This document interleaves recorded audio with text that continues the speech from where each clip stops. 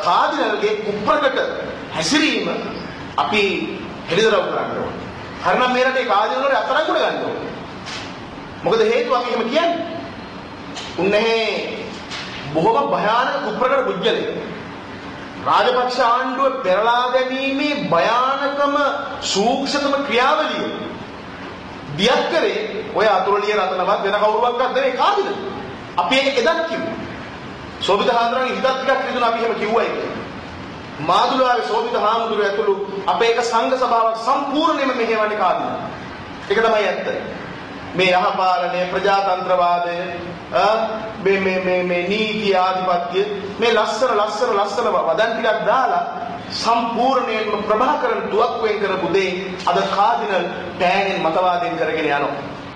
එදා අපිට මතකයි යුද සමයේදී ඉන්දියාවේ යුද විශ්ලේෂකයෙක් වෙච්ච ආසියාවම පිළිගත්ත විද්වතෙක් වෙච්ච අශෝක් සිංගල් කියනවා LTT ත්‍රස්තවාදයේ යනු නැත්නම් LTT යනු නිකන් බුදු ප්‍රලම්බනයක් නොව LTT කියලා කියන්නේ කතෝලික පල්ලියේ සන්නද්ධාංශය කියලා බය නැතුව කියන අශෝක් සිංගල්.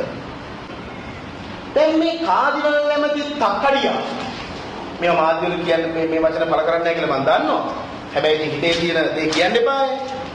දැන් මෙයා කියනවා මේ ಜಾති ආගම් ભેද ඇති කරන ජාතික සමගිය බිඳදමන අන්ධගාමී සංවිධාන පක්ෂ තහනම් කළ යුතුයි. කවුද මේ කියන්නේ? ඥානාර්ථ ප්‍රදීපයේ වසර 150ක් පිරීම නිමිත්තෙන් මේ කුප්‍රකට කාදිනල් රංගිත් කියනවා. දැන් මේ කාදිනල්ගේ ආගමික සහජීවනය මගේ අම්මේ මේ උතුරා හැලෙන ආගමික සහජීවනයේ පේන මේ ඥානාර්ථ ප්‍රදීපක කාදිනල්ගේ වැඩපිළිවෙල. මෙයා කියනවා පහුගිය කාලේ අපේ ව්‍යාපාරික මහත්මයෙක් ප්‍රයිති සමාගමකින් නිවාස සංකීර්ණයක් හදන්න ගියා ජාඇල ප්‍රදේශ. ඒකෙදි කතෝලික සියලු කතෝලික බලවේග ටික එකතු වෙලා මේගොල්ලෝ මොකද්ද කිව්වේ? වැල්ලපල්ලිය කාමේ මාවතේ ඉදිකිරීමට සැලසුම් කර ඇති අන්‍යාගමික නිවාස සංකීර්ණ මාලාව ඉදිකිරීමට ඇරෙහිව සිය විරෝධය දක්වන ලෙස කිතුහන කතෝලික දහම රැකගැනීමේ ජාතික ව්‍යාපාරය කතෝලික ජනතාවගෙන් ඉල්ලා සිටිනවා.